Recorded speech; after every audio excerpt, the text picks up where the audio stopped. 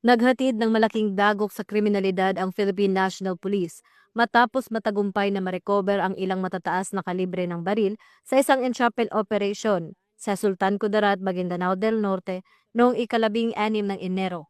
Isinagawa ng pinagsanib na unit ng PNP ang operasyon laban sa isang lalaking nasa edad 40 anyos na sangkot umano'y sa iligal na bentahan ng baril. Paglabag sa RA 10591 ang kanyang kakaharaping kaso.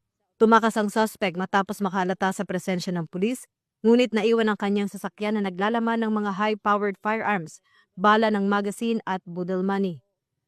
Ayon kay Acting Chief PNP Police Lieutenant General Jose Melencio Nartatis Jr., mahalagang tagumpay ang operasyon dahil naalis sa sirkulasyon ang mga baril na maaaring gamitin sa krimen.